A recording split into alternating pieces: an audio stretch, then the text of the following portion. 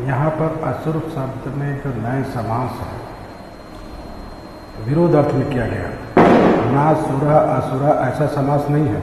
यहाँ पर आ का अर्थ है सुरो विरोधिना असुर, जो सुर के विरोध है वो असुर है। असुर होने के कारण रावण के अंदर जन्मजात देवताओं के प्रति विद्वेष और द्रोह की भावना है। ये उनका नैसर्गिक पक्ष है। इस पक्ष का भगवान भी कभी कभी समर्थन करते हैं। हाँ, जब अत हो जाती है, अत्यधिकता हो जाती है, तो भगवान देवताओं का पक्ष लेते हैं। अन्यथा भगवान इस पक्ष का विरोध नहीं करते। भगवान जानते हैं सब पट्टीदार हैं, सब आपस में लड़ेंगे, बिना लड़े काम कैसे चलेगा। तो रावण के अंदर जो देवताओं का विरोध और अभिमान और क्रूरता, निर्दयता, ये उसका स्वाभाविक गुण है, जातिगत गुण है, उस प्रजाति का गुण है, इसलिए उसको दोष नहीं कहा जा सकता। लेकिन इसके अतिरिक्त अगर देखा जाए तो रावण के अंदर पाखंड नहीं है। रावण ने जीवन पर्यंत वैदिक मार्ग का अनुपालन किया। आज के कथा कथित धार्मिकों पाखंडियों से कहीं अच्छा था, उसने वेद को जीवन भर प्रमाण माना और वेद के बताए हुए मार्ग पर वो चला।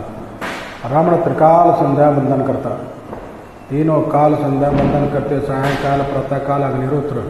और रावण ही नहीं, यथा राजा तथा प्रजा, जैसा राजा होता वैसी प्रजा होती। रावण के राज्य में लंका में रहने वाले जितने राक्षस थे उस प्रातःकाल सायंकाल अग्निहोत्र करते थे, और उन राक्षसों के घर में वेद पाठ होता। वाल्मीकि रामायण में वर्णन है।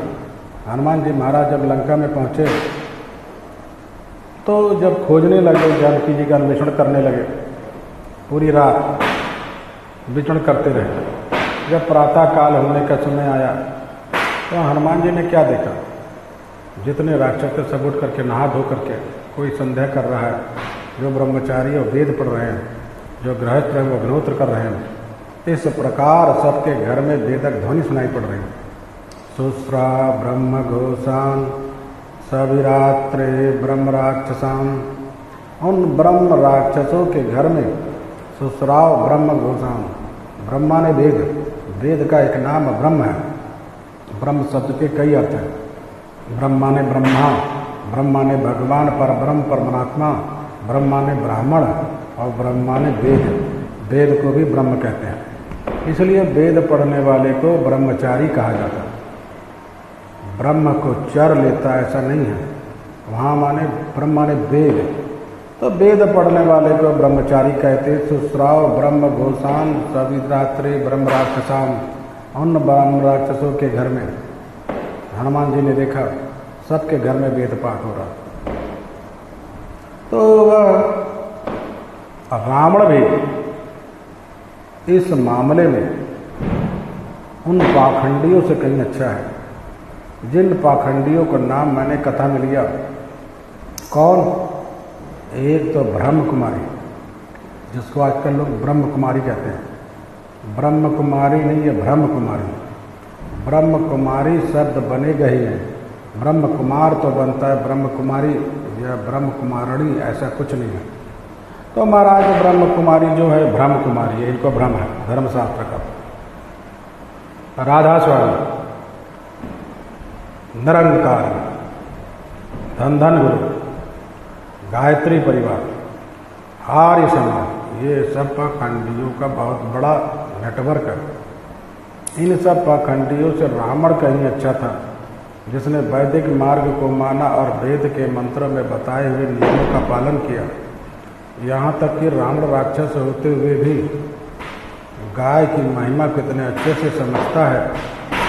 कि लंका में हनुमान जी महाराज जब पहुँचे उस समय रावण ने, जब विभीषण आए कहने के लिए नीति विरोधी न मारे दूता, उस समय रावण ने बड़ी अच्छी नीति बताई, क्योंकि नीतिज्ञ था। रावण जब मरा है तो विभीषण यही कहकर रो पड़े। विभीषण ने कहा आज दुनिया से सबसे बड़ा नीतिज्ञ चला गया। भगवान श्री राम ने भी इसका समर्थन किया। गत सेतु सुनीतान, सुनीतियों का जो सेतु था वो दुनिया से चला गया, ऐसा व्यक्ति था। इसका मतलब आप समझना मत। स्वामी जी रावण कथा सुनाते सुनाते रावण कथा सुना रहे हैं। रावण भी भगवान की लीला का एक महान अंग है। बिना उसके ठाकुर जी की लीला राम का रामत्व तो कैसे प्रकट होगा? बिना रावण के राम का रामत्व तो कैसे उद्घासित होगा? कहते हैं कि सात चित्त का सिद्धांत है, जब तक रावण जैसा प्रतिद्वंदी नहीं होगा तब तक राम जी के उत्कर्ष का समाज को ज्ञान कहाँ से होगा। और जिसके लिए भगवान को अपना वैकुंठ छोड़कर धरामंडल पर आना पड़ा, जिसके लिए भगवान को अवतार लेना पड़े, वो साधारण नहीं है।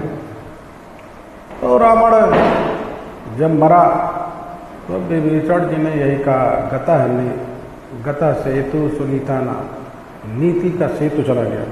रावण ने एक बहुत अच्छी नीति कही। रावण ने कहा, विद्यते दोष संपन्नम विद्यते जातितो भयम। रावण ने यही कहा वाल्मीकि रामायण में, जब विभीषण जी महाराज आए और रावण के नियम का विरोध किया, राम जी का पक्ष लिया, तो रावण ने कहा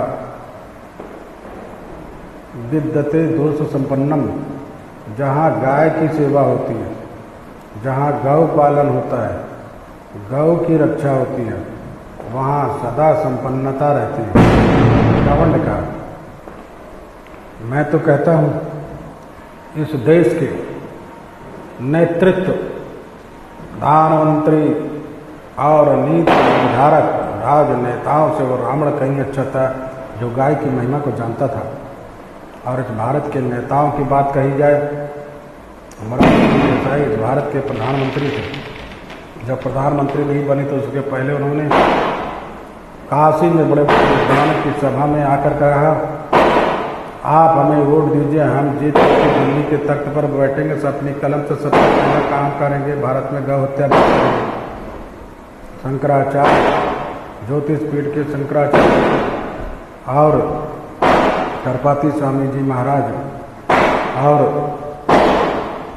पुरी के शंकराचार्य स्वामी निरंजन देव तीर्थ जी महाराज, इन महापुरुषों के सामने, हजार संतों के सामने मोरारजी देसाई ने यही कहा था। आज भी वो रिकॉर्ड है। मैं प्रधानमंत्री गद्दी पर बैठते ही सबसे पहला कानूनगा अपने कलम से ये भारत में गौ हत्या बंद हो, पूर्ण रूप से प्रतिबंध हो।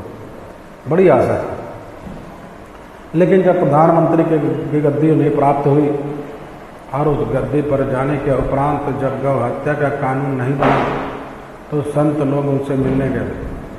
उन मिलने वाले संतों में करपाती जी स्वामी जी, धर्म सम्राट पुरी के शंकराचार्य स्वामी निरंजन देव तीर्थ जी महाराज, ज्योतिष पीठ के शंकराचार्य स्वामी कृष्ण बुद्ध आश्रम जी महाराज, जो बड़े बड़े महापुरुष गए।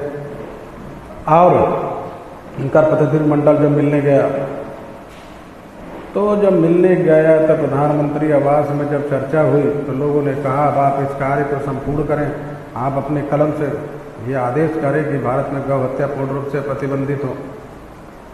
तो मोरारजी देसाई के वाक्य क्या थे, सुन करके आपको आश्चर्य होगा। मैं काल्पनिक नहीं कह रहा, सब रिकॉर्ड है, आपको इसके प्रमाण भी मिलेंगे। मोरारजी देसाई ने कहा, ठीक है, बात मैंने कहा था, लेकिन मैं अब प्रधानमंत्री हूँ, ये तो मैं भी जानता हूँ। करपाती जी ने कहा, तो मैं केवल हिंदुओं का प्रधानमंत्री नहीं हूँ, मैं तो मुसलमानों का भी प्रधानमंत्री हूँ। यही शब्द का भाई, प्रधानमंत्री आप सबके हैं, अच्छी बात है, लेकिन इसका मतलब ये नहीं है आप उस गद्दी पर बैठने के बाद न्याय न करो। तो इस प्रकार ऐसे राजनेताओं से रावण कहीं अच्छा था, जिसने कहा विद्यते दोष संपन्नम, जिस राष्ट्र में गौ का पालन होता है, जिस राष्ट्र में गौ की रक्षा होती है, गौ की सेवा, तो वह सदा संपन्नता रहती है। रावण ने यह भी कहा विद्यते जातितो भयम, दुनिया में अगर किसी को भय होता है तो किससे होता है? रावण ने कहा जातितो भयम, अपने जात से ही भय होता है। जाति माने बांधव, अपने रिश्तेदार, अपने सगे संबंधियों जो आस पड़ोस के हैं, जो आपके अंतरंग है, जो कभी आपको भय होगा तो उन्हीं से होगा, क्योंकि आपकी सारी सीक्रेट बात